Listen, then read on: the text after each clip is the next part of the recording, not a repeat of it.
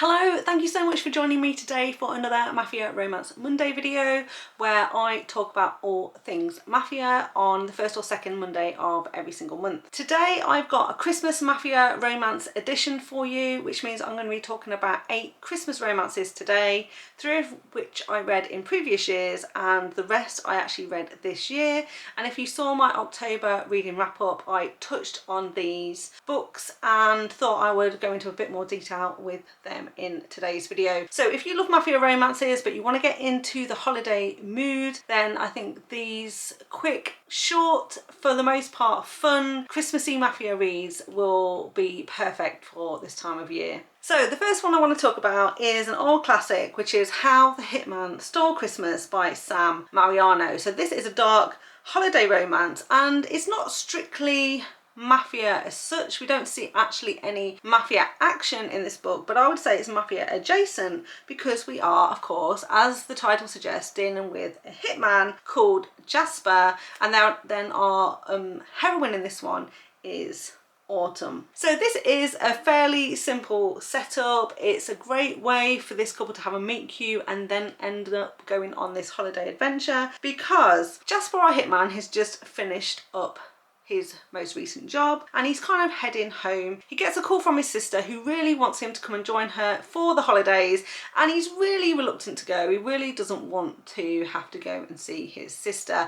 Plus he's kind of lied to her and told her that he's got a girlfriend, and so now his sister really wants to meet this girlfriend. So he's in a bit of a pickle. Luckily though, he happens to be driving home, like I've said, and it's very wintry. You know, we're in final stages of December, and where they are there is a lot of snow. So he's driving down this snowy road and he sees this woman who is pulled over onto the side of the road. Her car is broken down and he stops to help. Now this person is Autumn. She's our heroine in the story, and Autumn has gone home for the holidays with her boyfriend, but her boyfriend is not a particularly nice guy, and when we first see a glimpse of him, he's very dismissive of her. He isn't really taking too much care of her, and when they go home, like I said, to the holidays with his family, while he's having a lovely time with his family, he kind of sends her out on a last minute errand to go and get the rest of the Christmas presents that they need. He doesn't go with her. He sends her out on her own. And this is where our hitman Jasper happens to stumble across her because she's been to the shopping mall. She's got some really nice Christmas gift. They are in the back of the car, but on the way back she breaks down and is now stuck in the snow. And so this is perfect, right? Because Jasper is like, this woman needs my assistance. Maybe I can help her, but kidnap her, take her to my sister's for the holiday. And this is perfect because she's already got the presents in the back seat. I don't need to do any Christmas shopping, and I can pass this woman off as the girlfriend that I told my sister about. And so he decides to stop and help, like I said, and then takes her hostage and takes her on a bit of a road trip to go and see his sister. And of course their romance is going to go from there. Of course at first Autumn is going to try and resist a little bit, but this hitman is, you know, quite charming, and it's not too long before she decides, you know what, this is actually a better experience than I was having with my boyfriend,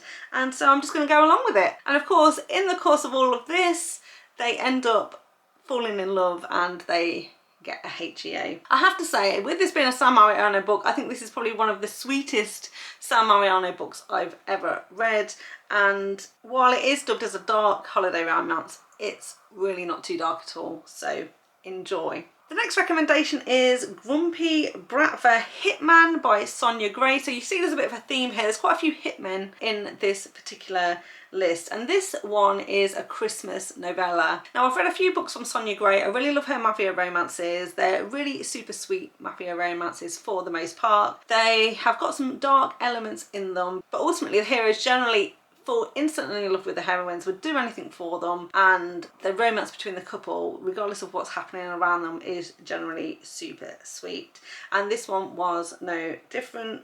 So if you're looking for something fun and quick to read, then I definitely recommend this one. It's a forced marriage situation. Our heroine is witness to a crime, which I love. I love it when the setup of a book is that the heroine is witness to a crime and then, you know, things go from there. It's also an age gap, and in this one we're following Alexander and Holly. So Alexander is our hitman. He's been actually sent to the shopping mall to stake out this toy shop because the manager of the toy shop, or the owner of the toy shop, is working with his girlfriend to traffic human beings.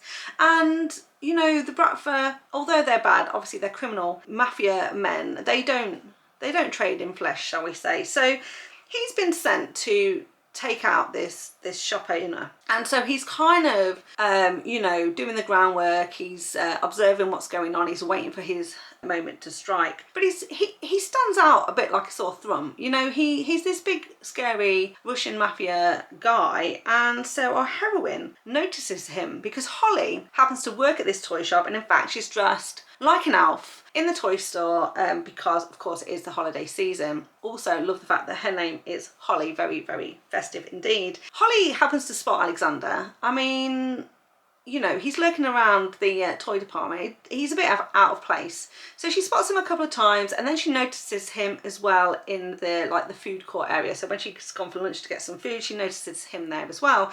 Now he is big and scary, but she's quite attracted to him at this point. And then later on, she ends up staying late for work, happens to go to, you know, her boss's office. And it's at that point where she then becomes this witness to the crime, because this is when Alexander has decided he is going to strike and take out her boss. And so she attempts to run away. Of course, Alexander is going to chase after her. And then he realizes that she's in a bit of a predicament now, because he's got two choices. He either unalives her to keep her quiet, or he's going to have to force her into a marriage with him so that the rest of the mafia organization doesn't unalive her, you know, as this witness. And so of course he's going to opt to force her into this marriage.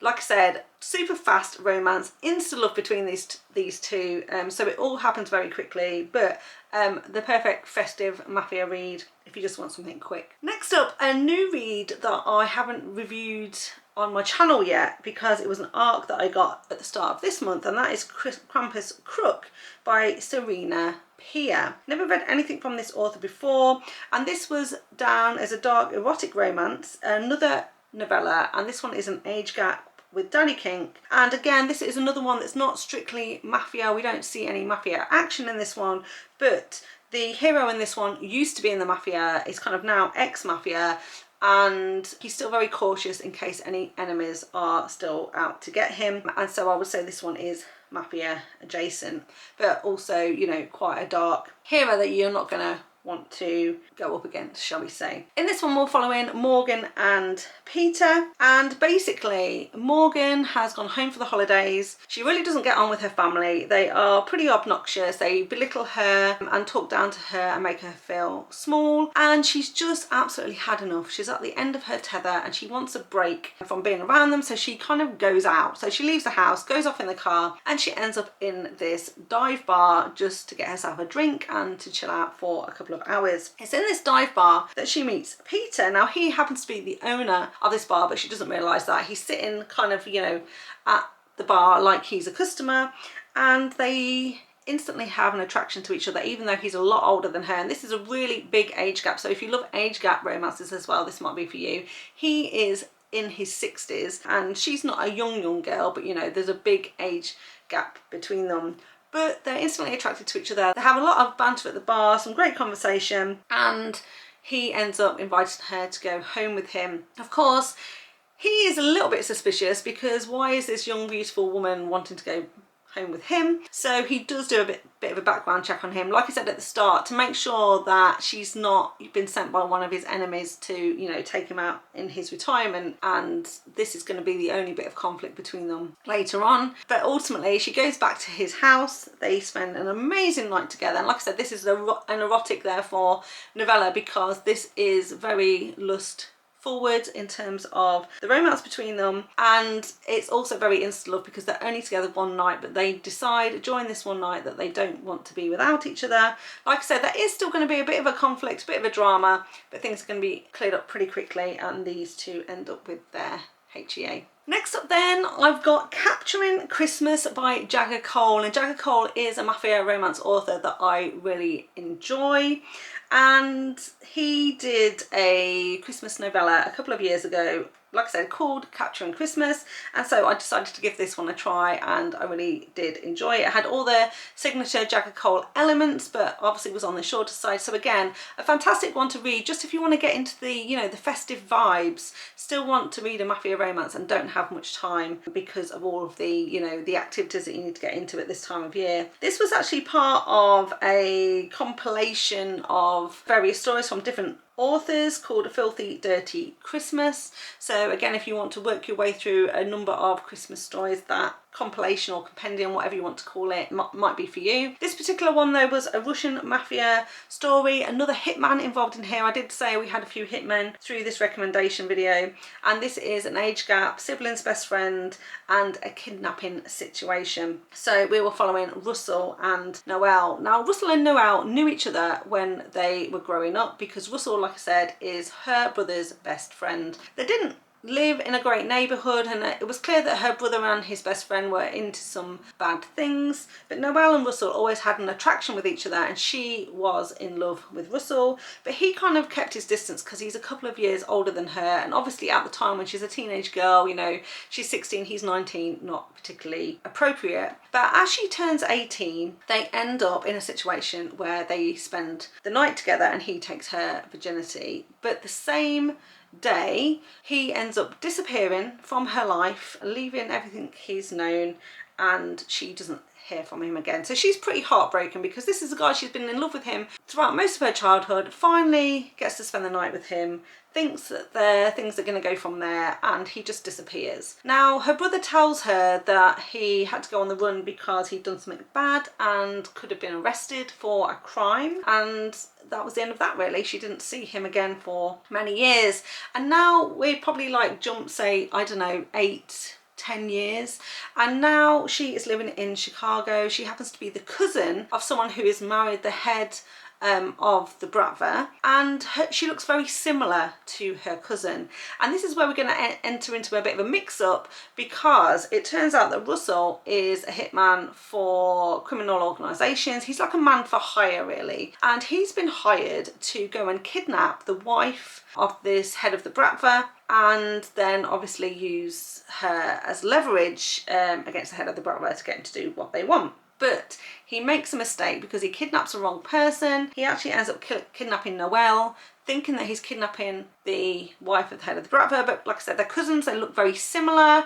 She happens to go to dinner with them, so it's easily explainable why there is this mix-up. And of course, as soon as he's done it, he realises his mistake, because of course he's going to recognise Noel anywhere, and he's like, oh, what are we going to do? And they end up kind of going on the run together, because now he realises that he's going to be in a spot of bother, not only with the head of the Bratva, who's going to come after him for, you know, taking his wife's cousin, but also knowing that the intention was to take his wife, but also the men who hired him are not going to be too happy he's failed at his task, so they're after him as well.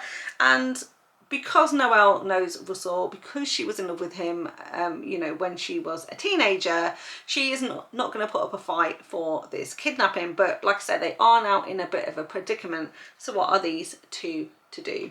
And I just thought it was a really fun, quick read with all their signature hallmarks of a Jagger, like I've said, and so would definitely recommend if you're in the market for a short novella for sure. So the next one is even shorter than the Jagger I've just mentioned, because this is just a short story at about 74 pages, and that is Kingpin All the Way by Cassie Mint, which is book 4 in the Very Merry Mob.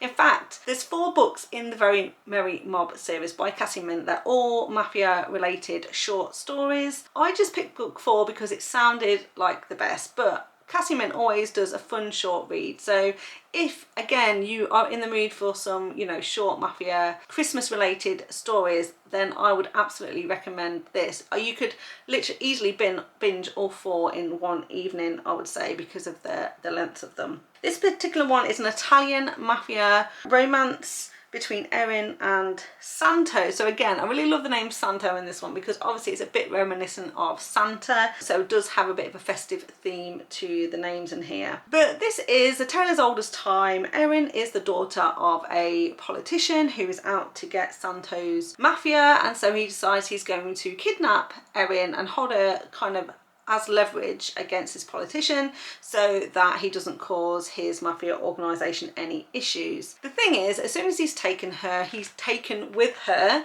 and doesn't want to harm a hair on her head or make her uncomfortable in any way. And also he learns that actually this politician is a cold, cruel man who cares nothing for his daughter at all, and so the leverage he thinks he's got really is not leverage. But now these two are together, and you know, she's only too happy to help him bring down her father, and so that's what they endeavour to do. Next up, I've got A Dark Mafia Christmas by Vivy Skies, and this one was book 4 in the Ruthless Mafia Kings series. This particular one is an Irish mafia romance. I don't read too many of those. I always say they're part of the big 3 because we've got Russian, Italian and Irish mafia is the ones most likely that you'll come across, whereas, you know, your cartels, your Yakuza mafia stories are a little bit harder to come by. This one is a fake engagement, which again I love. I love a fake dating, arranged marriage, fake engagement story. It does involve a kidnapping, a witness to a crime. Again, I love a witness to a crime stories as well. I think it's a great way to start things off. And in this one, we are following Emmett and Mary. Again, a lovely festive name, Mary there.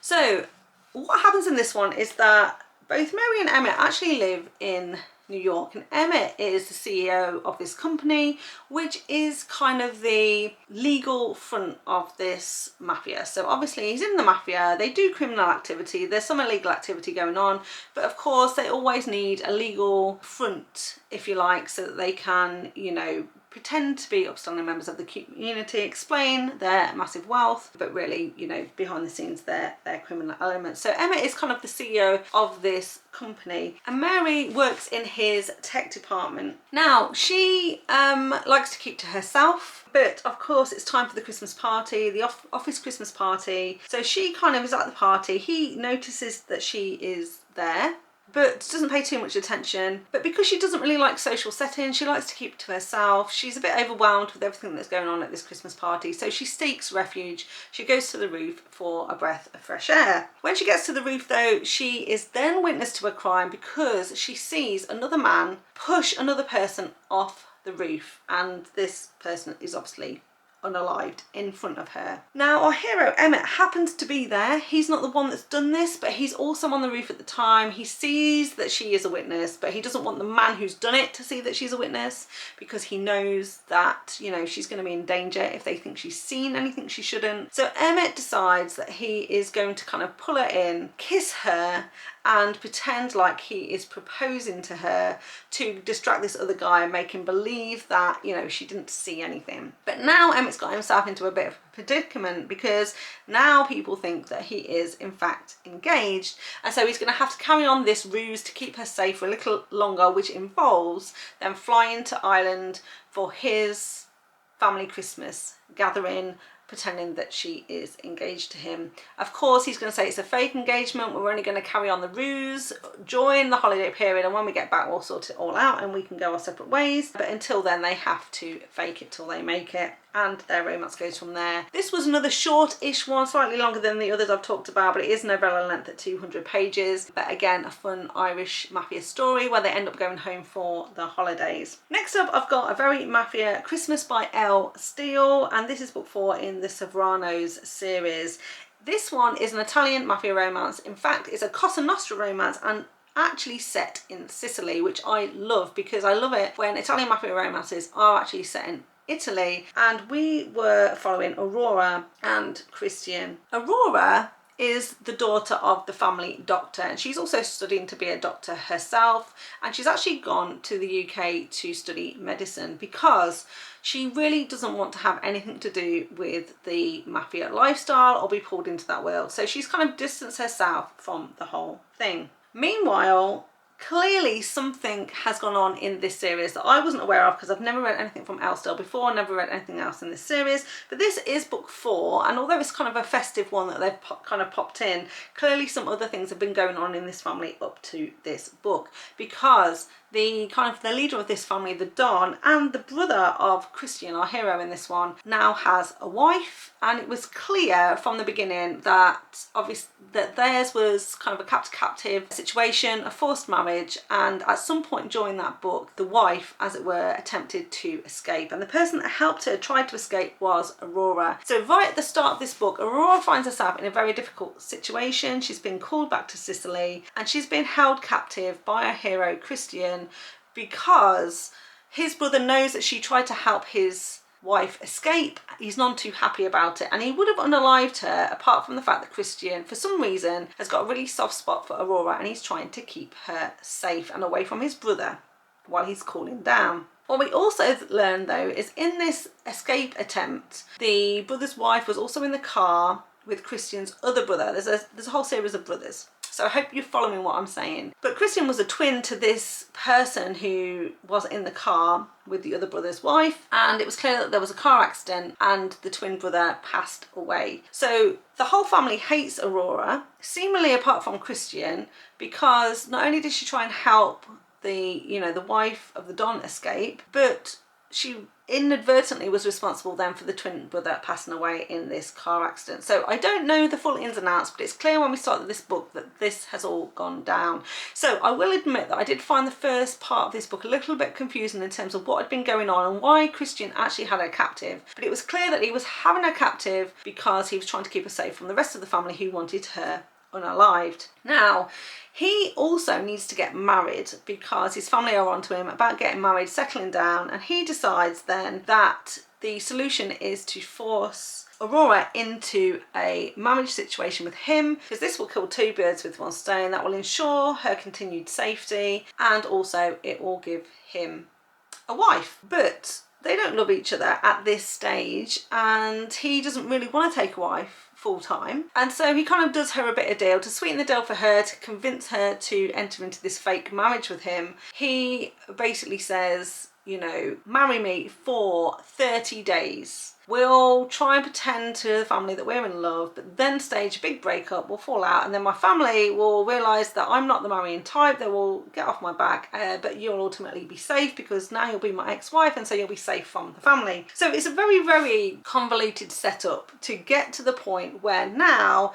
these two are fake married and having to spend Christmas with the rest of the family in this kind of ski resort, in this family kind of cabin. Add to this, how these two are going to fall in love is because one of the family activities they take part in is a scavenger hunt. They go on this scavenger hunt, they go off into the snowy mountains where there's lots of trees, and they end up getting lost and can't find their way back to the family cabin, and instead find their way to this conveniently empty but well-stocked cabin, out in the middle of nowhere, where they then hole up because then a big storm comes through and it's too dangerous for them to attempt to find their way back to the family cabin. So they decide to hole up in this cabin until the storm passes over, and of course now they're in close proximity with each other, not much to do other than to enjoy each other's company, shall we say, and their romance is going to go from there. What I liked about this was, although it was very convoluted at the start, once we settled into it, the scenes with them in the cabin were really good. Some kink elements to this one as well, even trying a bit of shibari with some wool that they find in the cabin. Not sure how safe that is, but I just go with it for these types of romances. And there is an underlying sort of bit of suspense and mystery going on with this one, so that once things progress in the story, it gets a little bit more interesting, shall we say. So would definitely recommend that one. Again, if you like trapped in a cabin together, only one bed, waiting out a storm style of romance, perfect, ticks all the boxes. And then the last one that I've got for you today is Bought by Santa by Lybaek. This is book one in the Seasonal Obsessions series. So this author has done one about Christmas, one about Valentine's Day, I believe, and then one about Halloween. I think that's what the seasons are. But this particular one is a holiday themed mafia romance between Nicholas Knight and Carolina. Now this is another witness to a crime story, so lots of interesting themes here, lots of witness to crimes, lots of hitmen in this recommendation video today, as well as it being a holiday romance. Again, we've seen this type of story before, but Carolina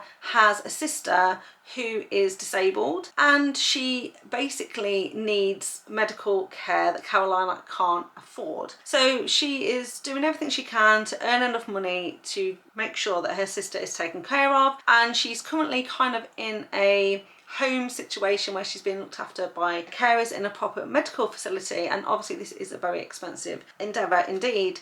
And so she's working several jobs, but one of the things she does is she's like a cam girl, like OnlyFans girl, to try and raise money. And what she's really looking for is an older sugar daddy who's going to pay for all of her stuff and basically help her fund her sister's medical bills.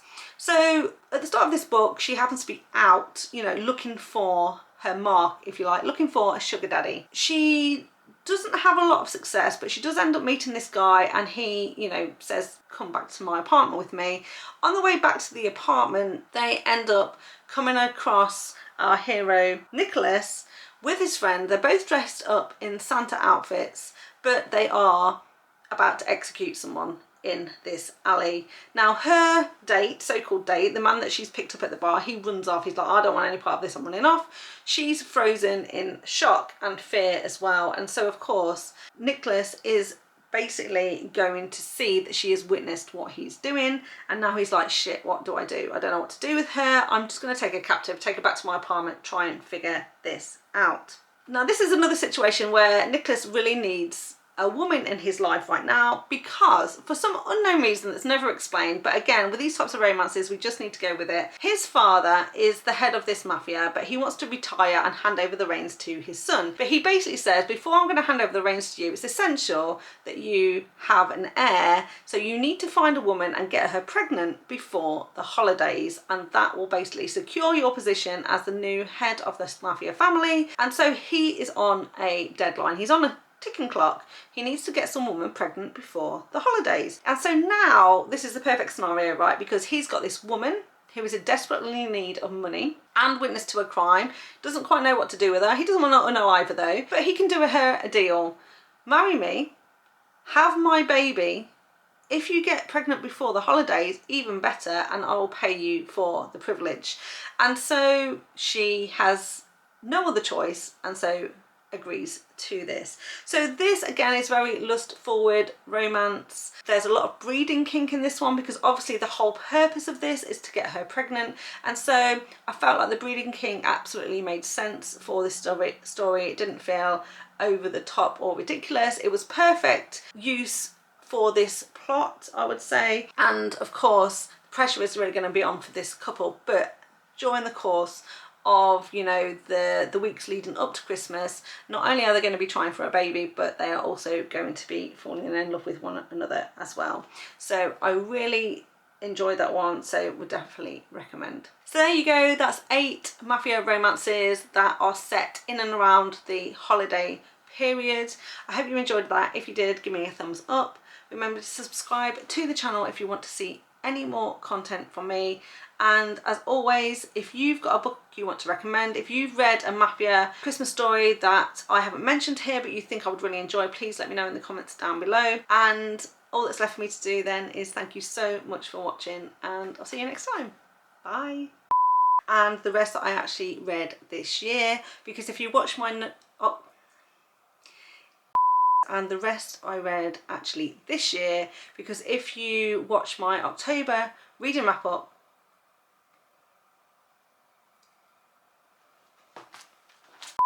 because if start again, Helen.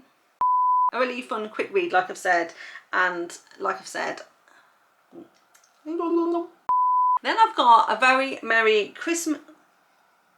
Then I've got A Very Mafia Christmas by Steele, and this is book 4 in the Sopranos. And this is book 4 in the Sopranos family